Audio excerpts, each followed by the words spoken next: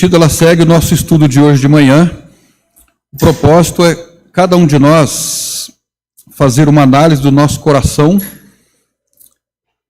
a respeito do que o pecado pode fazer conosco, mas ao mesmo tempo da esperança que nós temos na pessoa do Senhor Jesus Cristo em vencê-lo e vivermos para a glória de Deus. O título do nosso sermão é O Pecado de Acã e as suas consequências para a igreja hoje. O pecado de Acã e as suas consequências para a igreja hoje. Nós vamos fazer a leitura de alguns versículos e depois nós vamos orar e vamos introduzir o sermão de hoje com este título que nós acabamos de comentar. Diz assim o texto de Josué, capítulo 7. E transgrediram os filhos de Israel no anátema, porque Acã, filho de Carmi, filho de Zabdi, filho de Zerá, da tribo de Judá, tomou do anátema, e a ira do Senhor se acendeu contra os filhos de Israel. Enviando, pois, Josué de Jericó alguns homens a Ai, que está junto a Bet-Aven, ao lado do oriente de Betel, falou-lhes dizendo: Subi e espiai a terra. Subiram, pois, aqueles homens e espiaram a Ai. E voltaram a Josué e disseram-lhe: Não suba todo o povo, subam uns 2.000 ou 3.000 homens a ferir a Ai. Não fatigues ali a todo o povo, porque poucos são. Assim subiram lá o povo uns 3.000 homens, os quais fugiram diante dos homens de Ai. E os homens de Ai feriram deles uns 36, e os perseguiram desde a porta de Sebarim, e os feriram na descida, e o coração do povo se derreteu e se tornou como água. Então Josué rasgou as suas vestes e se prostrou em terra sobre o seu rosto perante a arca do Senhor até a tarde, ele e os anciãos de Israel, e deitaram pó sobre as suas cabeças. Disse Josué: Ah, Senhor Deus, por que com efeito fizeste passar a este povo o Jordão para nos entregardes nas mãos dos amorreus, para nos fazerem perecer? Antes nos tivéssemos contentado em ficar além do Jordão. Ah, Senhor, que direi, pois Israel virou as costas diante dos inimigos. Ouvindo isto, os cananeus e todos os moradores da terra nos cercarão e desarraigarão o nosso nome da terra. E então, que farás o teu grande nome? Então disse o Senhor a Josué: Levanta-te, porque estás prostrado sobre o teu rosto?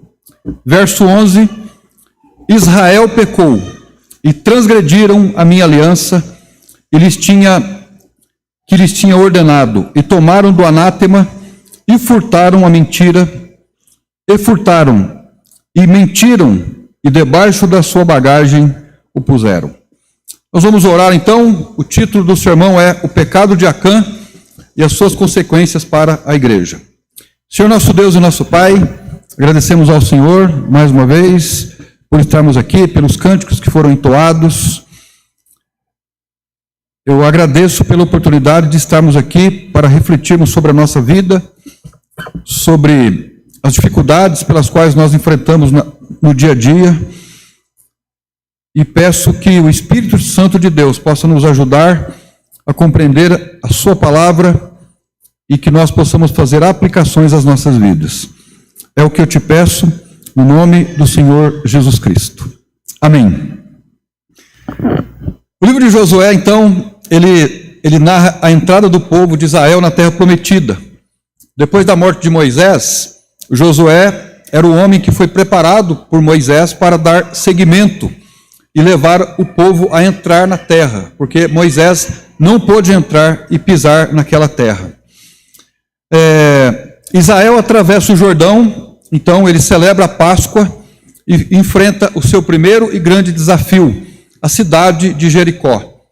A vitória de Israel sobre a cidade de Jericó foi um feito sobrenatural. O povo não poderia vencer de maneira alguma por suas forças, mas o Senhor interviu, ajudou e o povo saiu vitorioso. A cidade caiu sem que Israel precisasse usar a força.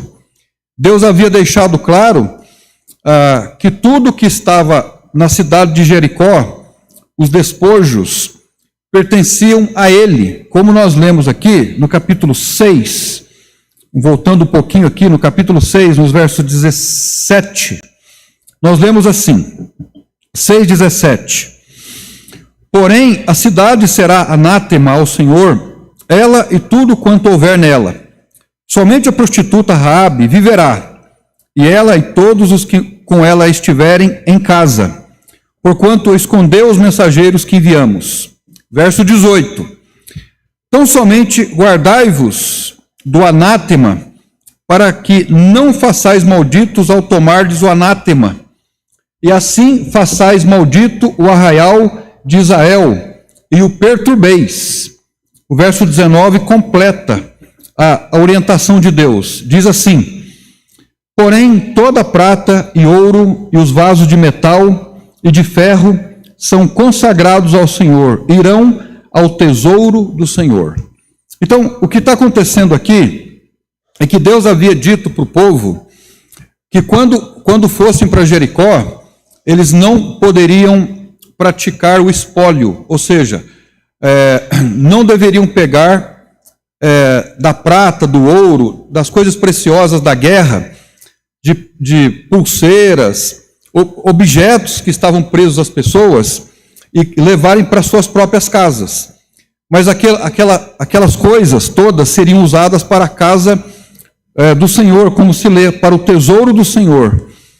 O ouro, a prata, as pedras preciosas seriam derretidas, seriam destruídas e reutilizadas para a obra de Deus. E o que acontece aqui é que na batalha Acã tomou para si a capa e algumas pedras preciosas, trazendo consequência, então, para todo o povo. Agora, surge então a pergunta, por que Deus quis para ele os despojos, os espólios da batalha contra Jericó? Nós poderíamos mencionar pelo menos 3 razões. A primeira delas é que Jericó era, entre aspas, a primícia da terra prometida, sendo que foi a primeira cidade conquistada, ela deveria ser totalmente dedicada ao Senhor. E isso estava previsto na própria lei de Moisés, a respeito dos dízimos e das ofertas, as primícias pertenciam ao Senhor. Então a cidade de Jericó tem essa representação, era a primeira cidade conquistada, e logo aquilo que foi oriundo da batalha deveria ser usado então para o tesouro do Senhor. A segunda razão é que Jericó já havia sido declarada anátema, ou seja, já havia sido consagrada como juízo de Deus. Deus havia decretado que todos os objetos que o povo carregava, os símbolos, deveriam ser destruídos, porque aqueles símbolos representavam o paganismo, não era uma coisa neutra, existia alguma coisa, alguma representação espiritual. É como hoje, por exemplo, nós olharmos para... Existem símbolos pagãos que eles não são símbolos neutros. Por exemplo, eu já fui católico, eu já fui rezador de terço. E o terço católico, ele tem ligações pagãs. Não foi a Igreja Católica que inventou isso, isso veio do paganismo. Da mesma forma que existe uma outra religião, que eu não vou falar o nome aqui, oriental, que está crescendo no mundo inteiro, principalmente na Europa, que tem também um tipo de terço, também veio do paganismo, né? Então, esses símbolos, eles não são neutros, eles comunicam alguma coisa no sentido espiritual. E o Senhor havia dito que tudo isso deveria ser destruído, e por isso é usado aqui na palavra anátema. Então, a primeira razão a respeito de Jericó, a razão pela qual eles não poderiam pegar para si as coisas, é que eram as primícias e pertencia ao Senhor, e deveria ser levado para o tesouro, conforme nós lemos aqui. A segunda razão é que tudo que havia na cidade deveria ser destruído, era pertencente ao Senhor para ser destruído. A terceira razão é que Deus queria que o povo dependesse dele, e não das riquezas da guerra. O povo não deveria de maneira alguma enriquecer com a pilhagem, que era essa prática de tomar os espólios da guerra. Então, a proibição de tocar nos despojos impedia que o povo começasse a sua caminhada com um coração materialista. Deus queria então que o povo desenvolvesse um coração limpo diante dele e não tivesse nenhuma ligação com o paganismo. Agora, algumas aplicações práticas para a nossa vida aqui. A consagração de todos os bens que Deus nos deu devem ser usados para Ele, para o propósito dele, para os intentos dele. Uma outra aplicação simples para a igreja é que a igreja vive em força quando Deus é colocado como prioridade por seus membros. Aqui é uma questão muito interessante para a vida da igreja no sentido prático. Quando todos nós, que somos membros de uma igreja local, quando nós priorizamos o Senhor, quando priorizamos a missão de Deus, a igreja se torna robusta, ela se torna muito mais forte, a sua capacidade é maior. Mas quando nós não priorizamos as coisas de Deus, a igreja tem um eco fraco, tem um grito fraco, tem um evangelismo fraco. Então, aqui a lição que nós já podemos extrair é que nós precisamos dedicar o máximo de nós para a obra de Deus, de maneira geral, priorizando aquilo que é de Deus para que a igreja tenha muito mais força. Quando começamos a priorizar a nós mesmos, a igreja perde a sua força e nós perdemos o rumo. Já pode prestar atenção nisso. Quando nós procuramos nos servir do Evangelho, nos servir da obra de Deus e não servir a obra de Deus, a nossa vida começa a perder o rumo, porque não foi para isso que nós fomos criados. Nós fomos criados e recriados à imagem de Jesus para o serviço. Quando nós pensamos em nós, a gente fica confuso, começa a dar volta em círculos, a vida não segue para frente. E aqui, na vida diacana, nós aprendemos isso. O risco de Israel guardar um objeto de idolatria era muito grande, porque, como nós já falamos, os objetos comunicam, e guardando aqueles símbolos, aquilo poderia invadir o coração das pessoas. Deixa eu dar um exemplo prático disso.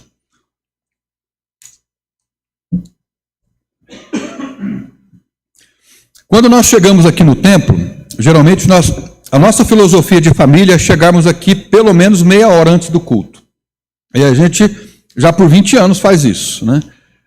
Meia hora antes do culto, às vezes pode acontecer uma coisa ou outra, mas nós estamos aqui para abrir a igreja. E logo que a gente abre a igreja, principalmente com esse tempo quente, eu sinto o cheiro dos bancos. Eu sinto o cheiro dos bancos, que é o cheiro da cerejeira. E aí eu me lembro da minha adolescência. Eu era coroinha do padre. Eu fui sacristão. E eu não era a pessoa responsável por abrir a igreja, mas quando a pessoa abria a igreja, o ministro da Eucaristia, eu estava com ele. E quando nós entrávamos na igreja católica, eu sentia o cheiro que eu sinto aqui. O cheiro dos bancos. E aí me dá aquela saudade do tempo da infância. Olha que coisa interessante. E aí eu começo a lembrar das imagens. Eu era um rezador de terço, me lembro. Aquilo me dá uma saudade. Imagina como o nosso coração nos leva em circunstâncias, às vezes um cheiro, uma visão, a coisas que são reprováveis do ponto de vista bíblico, mas que mexe com a gente. Lá na minha cidade,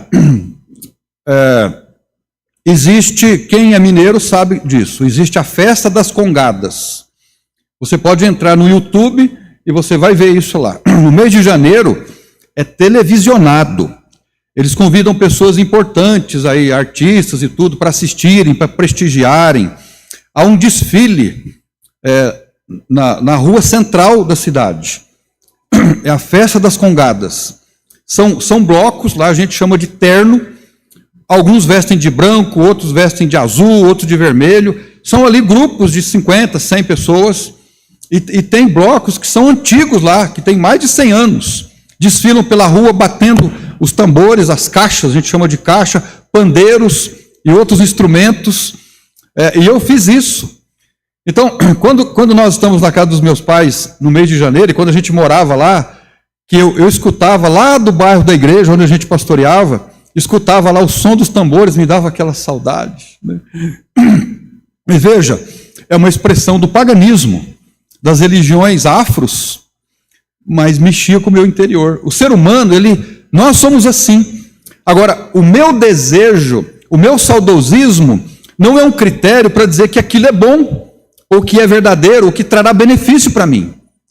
Entende? Então, eu imagino que Deus tinha o receio, se é que a gente pode dizer assim, de que o povo criasse alguma afeição por aqueles ídolos, por aqueles símbolos, e por isso ele, anátema, destruam tudo, eu não quero contato, eu não quero que vocês tenham contato com isso. Então, essa era uma das razões. O Senhor queria que eles se preservassem intactos, longe de qualquer coisa que pudesse prejudicá-los. Pensando sobre isso, então, a história de Acã nos mostra que o pecado escondido de um indivíduo pode contaminar a comunidade inteira. Ela nos confronta no sentido de que o pecado não é apenas pessoal, mas ele é congregacional. Há muitos anos atrás, eu li um livro do Dr. Russell Shedd, muito conhecido, Dr. Russell Shedd, no meio batista principalmente. Eu tenho até hoje um livro dele, que já está todo amarelado, porque esse livro é lá dos anos 90. Né? O nome do livro dele é Solidariedade da Raça. Ele destaca essa questão da solidariedade da raça para o povo de Israel. Deus não olhava para o povo de Israel como indivíduo somente, mas ele olhava como um todo. E aqui nós temos isso estampado, e nós queremos fazer alguns apontamentos com isso. Então, vamos fazer o primeiro apontamento nos versos 20 e 21 a respeito do pecado de Acã.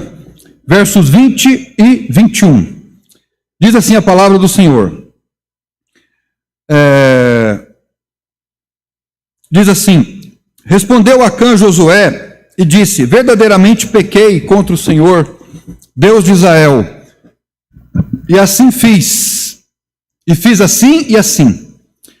Verso 21, quando vi entre os despojos uma boa capa babilônica e 200 siclos de prata e uma cunha de ouro do peso de 50 siclos, cobicei-os e tomei-os. Eis que estão escondidos na terra, no meio da minha tenda, e a prata por baixo dela. Então, se nós olharmos lá para o capítulo 6, nós vamos descobrir que havia uma proibição de que eles não poderiam tocar em absolutamente nada. Mas imagina Acã lutando lá, brigando na cidade. Antes de irem para Ai, ele vê a capa babilônica, e ele toma para si, ele leva para sua barraca, para sua cabana, fura um buraco no chão, enterra lá e esconde. Agora, veja aqui a progressão dos versos 20, no verso 21, por exemplo. O texto diz assim: quando vi entre os despojos uma boa capa babilônica e 200 siclos de prata e uma cunha de ouro e um peso de 50 siclos, cobicei-os e tomei-os. Então veja, ele viu, cobiçou e tomou para si e escondeu. Ele viu, cobiçou e escondeu. Ele viu, cobiçou, tomou para ele e escondeu. Então isso mostra um padrão do comportamento humano. E no Novo Testamento isso também foi citado por João, sobre a concupiscência dos olhos, a cobiça da soberba da vida, a cobiça da carne. Ele viu, cobiçou, tomou para si e escondeu. E aí, isso traz consequência para a nação de Israel. Primeiro, ele foi exposto ao objeto proibido. Os seus olhos encontraram algo que Deus havia ordenado que fosse totalmente consagrado. A partir dessa exposição, nasceu no coração um desejo distorcido, uma cobiça que cresceu silenciosamente até dominar a sua vontade. Então, geralmente, nós agimos assim. Esse é um padrão humano. A gente vê e cobiça. Aquilo deve ser meu. Movido por esse desejo, ele tomou aquilo que não lhe pertencia, transformando, então, no objeto de tentação o que passou a ser uma ação concreta. Por fim, em vez de confessar imediatamente, ele escondeu o pecado, tentando sustentá-lo em segredo, como se a escuridão pudesse proteger aquilo que Deus estava vendo.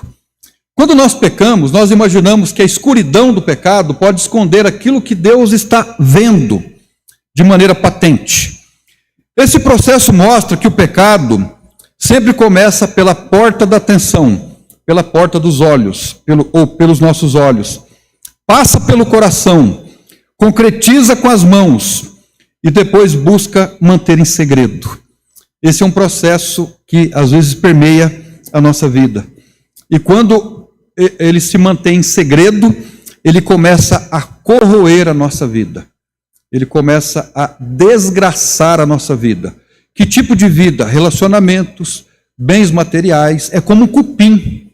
O pecado que às vezes nós escondemos, eu não estou falando necessariamente de pecado no sentido imoral, isso também sim, mas quando nós não temos noção do nosso pecado, da nossa disposição de agirmos contra Deus e não confessamos e não lutamos contra esse pecado da forma como o Senhor nos ensina, isso vai corroendo a nossa vida.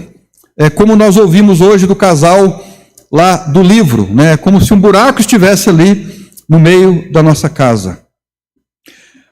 Acã não caiu por acidente. Você já ouviu alguém pregando assim? Eu já ouvi pregadores, né? Assim, ninguém cai em pecado. O pecado vai sendo construído, a pessoa vai sendo levada. O pecado foi cultivado. Ele olhou para aquilo que Deus proibiu, desejou no coração, estendeu a mão e depois tentou ocultar aquilo que fizera. Agora, qual seria a aplicação para nós a respeito desse primeiro ponto? O primeiro ponto diz que o pecado nasceu no coração de Acã. Nenhum crente cai de repente. Quando um crente cai no sentido moral, é porque ele já caiu há muito tempo. Quando nós escandalizamos externamente, já houve um distanciamento de Deus há muito tempo. O pecado é sempre gestado em desejos tolerados. A igreja, nesse sentido, deve manter a vigilância, cuidar dos olhos, dos desejos e das pequenas concessões. Porque são as pequenas concessões, as pequenas permissões que nós damos para nós mesmos que vão fazendo com que nós nos acostumemos com o pecado. De vez em quando eu me lembro da forma como a serpente tentou Eva. A forma. Quando nós lemos o texto lá de Gênesis, nós vemos uma serpente falando com Eva. Mas espera aí, serpente fala? Não, serpente não fala. E a serpente que Deus fez também, que ele criou, também não falava. Agora, imagine só você. Eu imagino, é uma conjectura. Eva sabia que uma serpente não falava, mas a serpente apareceu no meio dela lá, um dragão, na verdade era um dragão, né? A palavra lá, ela está mais para dragão do que para serpente. E a serpente começa a falar assim para Eva: oi Eva, tudo bem? Oh, mas peraí, você está falando? Né? Aí Eva achou estranho, mas aí ela foi embora e foi domesticando, foi se acostumando, né? Então é assim que às vezes o pecado faz conosco. Nós nos acostumamos com ele. E aí então, depois de um tempo, as coisas podem complicar. O texto de Tiago, capítulo 1, no verso 14, diz assim, Tiago 1, 14 e 15. Mas cada um é tentado quando atraído e engodado pela própria concupiscência. Depois, havendo a concupiscência concebido, dá à luz o pecado. E o pecado, sendo consumado, gera a morte. Então, veja que o pecado aqui é comparado com uma gestação. Primeiro, a pessoa fica grávida do pecado. Ela concebe o pecado. E depois ele dá à luz. Só que ao dar à luz, não é a vida, dá à luz a morte. Porque o pecado tem como consequência a morte. O processo do pecado é como uma gestação. Primeiro nasce um desejo oculto no coração, bem pequeno, quase imperceptível, e se não for rejeitado, usando uma palavra no sentido metafórico, se não for abortado, ele vai crescendo, e ele dá à luz a uma ação pecaminosa, e aquilo que estava escondido, agora vem para o comportamento. E como todo nascimento produz consequências, o pecado também produz consequências, e a consequência é a morte. Certa vez, num dos cursos de aconselhamento que eu fiz, lá em São Paulo, tem um pastor, o pastor Bill Moore, ele é muito engraçado. E eu não sei nem se ele está vindo mais, porque há anos atrás ele já tinha quase 90 anos, mas ele era a pessoa mais querida para fazer as palestras de aconselhamento. E ele contou assim, quando ele morava em São Paulo, e a história dele é uma história interessante, né? Quando ele chegou no Brasil, há muitos anos atrás, ele foi para o Amazonas, e ele tinha uma filhinha, ela devia ter, acho que 2 ou 3 anos de idade, e ele estava brincando lá numa tribo, e a filhinha dele foi picada por uma surucucu, que é uma cobra muito venenosa, e ela faleceu ali. Então foi assim um marco na vida dele.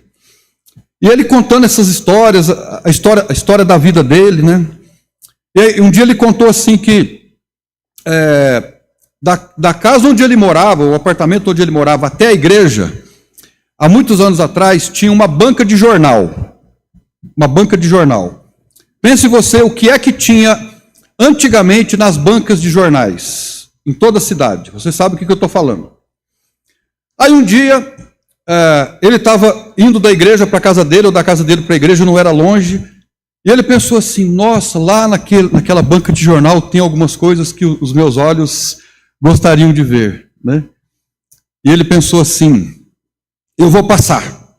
E ele falou, eu sou pastor, e já com uma certa idade. Ele brigando, não, eu não vou passar. Aí foi para a casa dele e não passou. Chegou na casa dele, ele pediu perdão para Deus, e ele tomou uma posição, eu nunca mais passo por aquela rua. Eu não vou dar sopa para o azar. Foi mais ou menos isso que ele falou. É uma medida que ele tomou. Os olhos viram, o coração desejou, mas ele abortou a tempo. Agora, nós estamos falando de um tipo de pecado. Existem muitos outros tipos de pecado que nós podemos evitar. O pecado de Acã nasceu no seu coração. O coração é uma fábrica de pecado. A Bíblia diz que de lá provém o pecado, mas nós temos que tomar essa medida.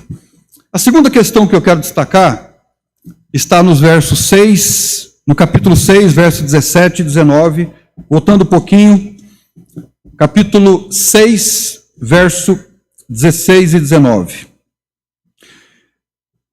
6,16. E sucedeu que, tocando os sacerdotes uma sétima, melhor dizendo, no verso 17, porém a cidade será anátema ao Senhor, ela e tudo quanto houver nela.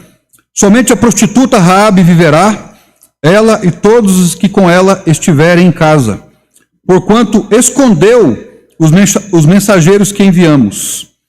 Então somente guardai-vos do anátema, para que não vos façais malditos ao tomardes o anátema, e assim façais maldito o arraial de Israel e o perturbeis.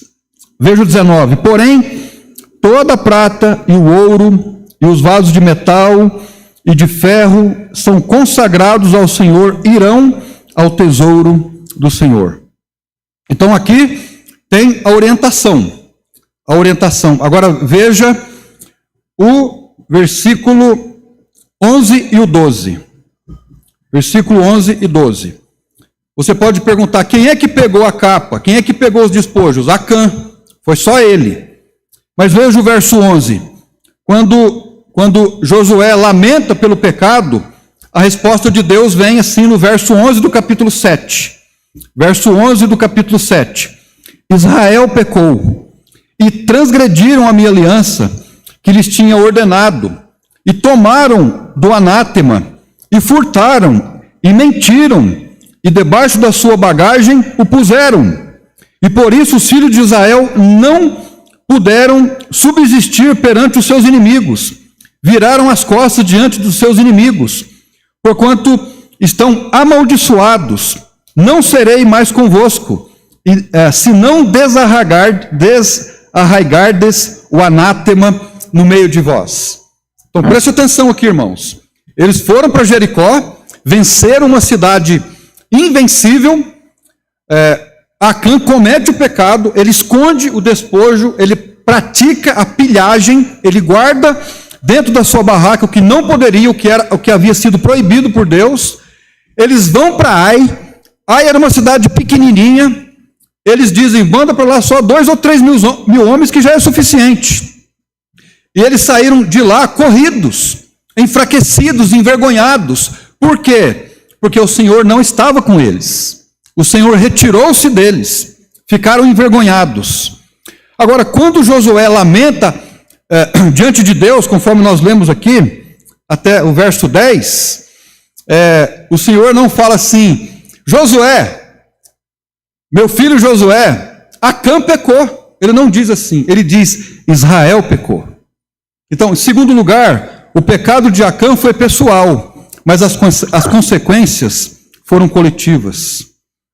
Quando dizemos que o pecado de Acã foi pessoal e as suas consequências foram coletivas, estamos destacando que o princípio espiritual muito sério aqui é relevante no texto de Josué.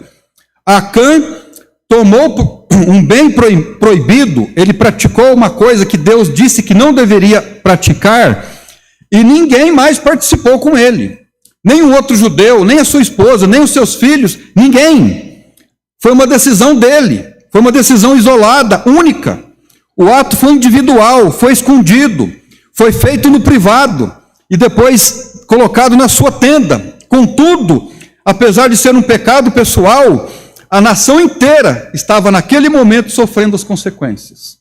E por que isso? Porque tanto Israel como a igreja hoje, nós somos povos solidários. Deus olhava para Israel como uma comunidade. Deus olha para a igreja como uma comunidade. Os versos mostram que Deus considerou que Israel pecou, ainda que apenas um homem tivesse cometido pecado. Isso porque no campo espiritual, Deus não vê o seu povo como indivíduos isolados, mas como um corpo, como uma comunidade interligada.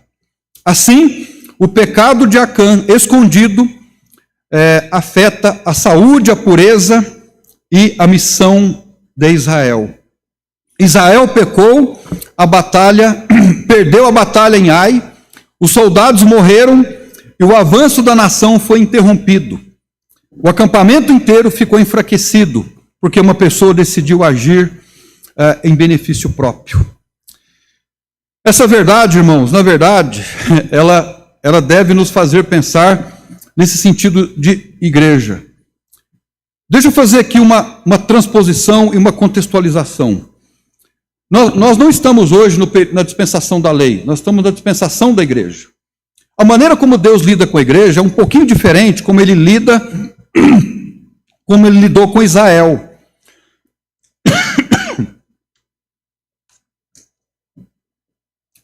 Então vamos pensar assim.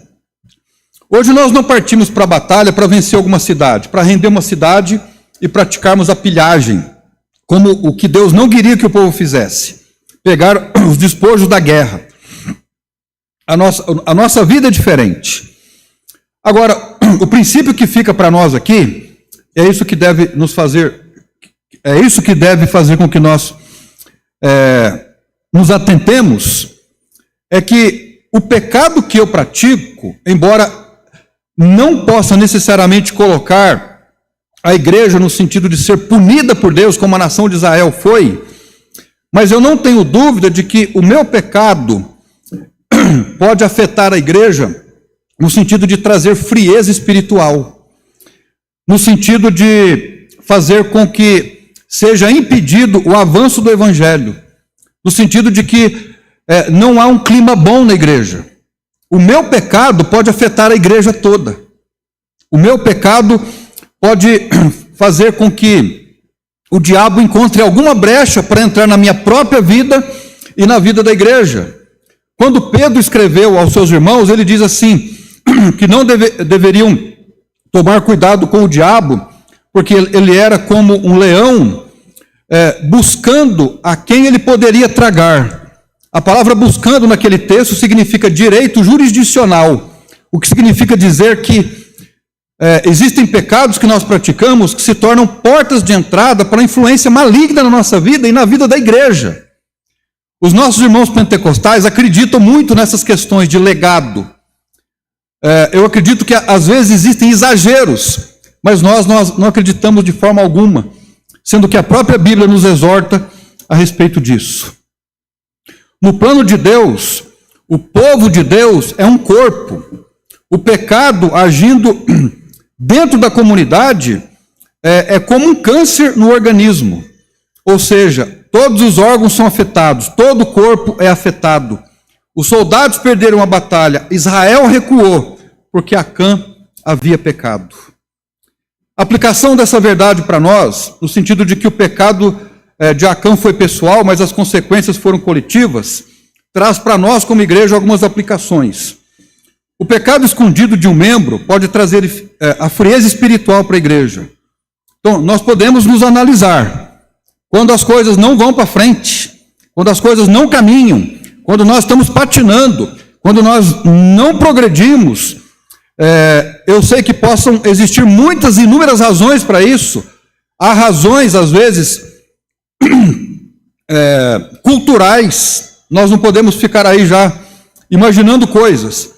Mas não podemos nos esquivar ao fato de que a presença do pecado cultivado nas nossas vidas pode fazer com que a igreja perca a força.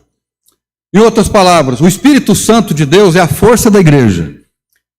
Quando ele percebe, por exemplo, que a igreja não precisa muito dele, não ora muito, ele vai embora. Ele vai embora. Como nós já falamos, o Espírito Santo é um cavalheiro. Quando ele vê que nós o ignoramos, ele nos deixa. A nossa própria sorte nos deixa à deriva, para nós experimentarmos aquilo que nós escolhemos para a nossa vida. A tolerância ao pecado cria brechas coletivas, apaga o vigor da oração, rouba a alegria do culto. Pecados não confessados retira a bênção de Deus, frustram ministérios, bloqueiam avanços, e de maneira que o pecado não pode ser tolerado. Em hipótese alguma, todo tipo de pecado não pode ser tolerado. Em primeiro lugar, o pecado de Acã nasceu no coração dele. Então, veja, eu não peco por causa do Carlos. Eu não peco por causa do Kleber. Eu peco porque eu decidi pecar. Né? Geralmente nós somos assim. Eu pequei por causa do fulano. Não. O pecado nasceu no coração. Foi uma escolha. O pecado de Acã nasceu no coração dele. Ele escolheu pecar. O texto diz que ele viu a capa, ele cobiçou, tomou e escondeu. Ele fez consciente o que ele fez. Em segundo lugar, o pecado de Acã foi pessoal, mas as consequências foram coletivas. Nós temos que ter consciência disso. O que eu faço ou deixo de fazer na igreja, de alguma forma afeta os meus irmãos. Quando na nossa família, pensa comigo, quando na nossa família tem uma pessoa que não está bem, seja emocionalmente, seja espiritualmente, a família toda não é baqueada, não fica ali baqueada? Sim ou não? Sim. Nós que somos maridos, por exemplo, quando as nossas esposas não estão bem, nós somos fortes, não somos? Mas a gente começa a ver as nossas fraquezas, né? Eu fico baqueado. Ou não? Ou é só eu? Quando um filho fica doente, a gente desfalece. Quando o Giovanni era adolescente que pegou catapora, fiquei a noite inteira com medo dele morrer. Eu fui ler sobre catapora, marinheiro de primeira viagem, né? Lembra disso, né? Fica impotente. E aí nós não estamos falando de um pecado, estamos falando de uma enfermidade, né? O que nós queremos dizer é que afeta todo mundo. Afeta todo mundo. Em terceiro lugar, o pecado de Acã quebrou a consagração. no verso 13, nós lemos assim: levanta-te, santifica o povo, e dize: santificai-vos para amanhã, porque assim diz o Senhor Deus de Israel: anátema há no meio de Israel, diante dos teus inimigos. Não poderás suster-te, até que tireis o anátema do meio de vós. Então, o pecado de Acã quebrou a consagração. O pecado de Acã removeu o favor do Senhor de dentro da comunidade de Israel. Então, perceba você que o meu pecado, ele pode remover o favor de Deus sobre a igreja. Essa é a verdade. Pastor do céu, então eu tenho que parar de pecar. Irmãos, nós somos pecadores. Não estamos dizendo, eu não estou pregando, eu não estou falando sobre conservadorismo, sobre legalismo. Eu estou dizendo que nós precisamos ter noção do pecado e confessá-lo diante de Deus. O mais impressionante é que a interrupção da consagração e do favor do Senhor não foi apenas individual, foi coletivo. Acã quebrou a consagração. Ele removeu o favor do Senhor de sobre o povo de Deus. Essa lição continua poderosa para nós nos dias de hoje. Quando a vida de um crente tolera pecado escondido, quando ele não procura priorizar as coisas que são de Deus, isso afeta o ambiente espiritual da comunidade. A consagração que deveria ser total foi manchada pela duplicidade, a unidade é enfraquecida, o testemunho é deteriorado. Jericó era consagrado ao Senhor. Ele não poderia tomar algo para ele, porque era santo ao Senhor. Mas ele não fez essa opção. Muitas vezes, nós trocamos um mandamento de Deus e o transformamos numa sugestão. Já pensou nisso? Por exemplo, nós temos várias disciplinas na vida cristã.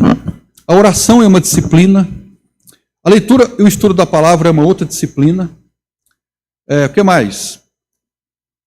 A congregação é uma disciplina, são mandamentos do Senhor para nós, amém? Mas nós transformamos esses mandamentos em sugestões.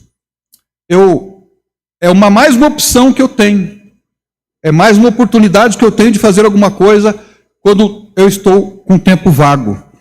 Quando nós transformamos o mandamento de Deus em sugestão, nós quebramos o senso de santidade.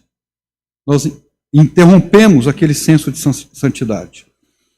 Quando servimos a Deus de maneira parcial, o coração se divide. Por isso nós precisamos, apesar de nós mesmos, de falhas, de dificuldades, de limitações, de finitude que possuímos, nós temos que procurar fazer o melhor para Deus. Quando misturamos a vida espiritual com práticas que Deus proíbe, nós quebramos a consagração. E aí, aquele avivamento que nós tanto precisamos na nossa vida, ele fica também comprometido. O pecado de Acã nasceu no seu coração, não foi por causa de ninguém, ele escolheu.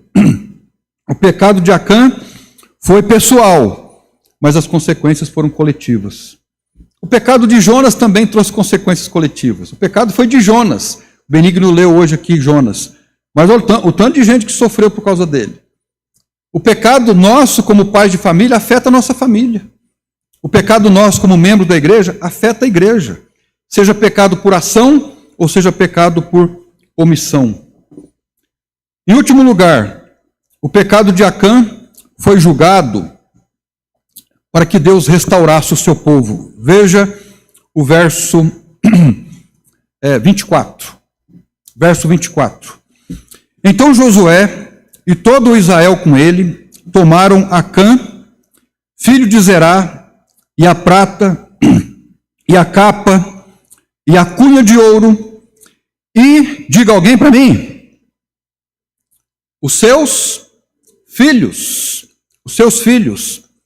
vírgula, e as suas filhas, e seus bois, e seus jumentos, e suas ovelhas, e sua tenda, e tudo quanto ele tinha.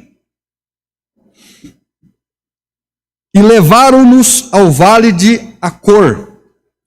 E disse Josué: por que nos perturbaste? Então veja, aqui, quando Deus olha para o pecado de Acã, o que ele disse? Israel pecou. Quando Josué aborda agora Acã, ele fala: por que nos perturbaste? Josué agora muda. Já não é o pecado de Israel. Agora, veja lá no final do verso 18. 6:18. Tão somente guardai-vos do anátema, para que não vos façais malditos ao tomardes o anátema, e assim façais maldito o arraial de Israel, e o perturbeis. Agora aqui no verso 25, Josué começa: e disse Josué: por que nos perturbaste? Ele havia sido orientado de que alguma prática do espólio, da pilhagem, traria perturbação para a nação de Israel, como trouxe. O Senhor te perturbará neste dia. Então veja, agora o Senhor não vai perturbar mais a Israel. Ele vai perturbar a ele e a sua família. Veja o verso 25 ainda. E todo Israel o apedrejou, e os queimaram a fogo, depois de apedrejá-los. Irmãos, tenta imaginar essa cena. Você pegar o marido, a esposa, o texto não fala sobre a esposa, mas fica subentendido. Num buraco, num vale,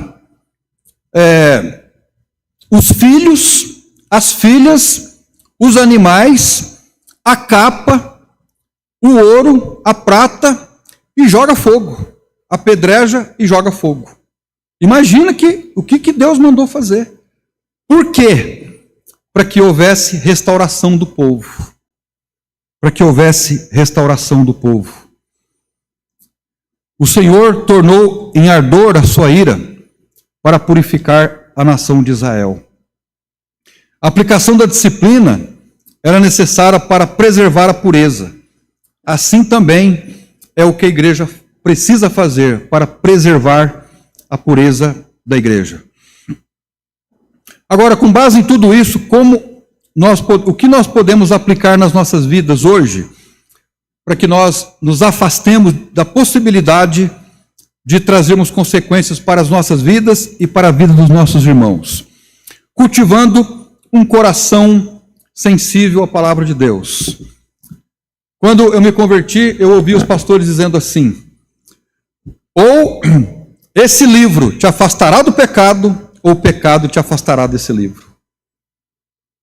Se nós não atentarmos para a leitura e o estudo da palavra, nós vamos nos afastar de Deus e vamos pecar facilmente. Ou esse livro nos afastará do pecado, ou o pecado nos afastará desse livro. Qual é a melhor opção? É fazer com que esse livro nos afaste do pecado. Praticando a confissão e transparência. É aquilo que nós comentamos em parte hoje na escola dominical. Confessarmos os nossos pecados uns aos outros. Igrejas saudáveis confessam pecados. Em terceiro, valorizar a disciplina espiritual, bem como a disciplina eclesiástica.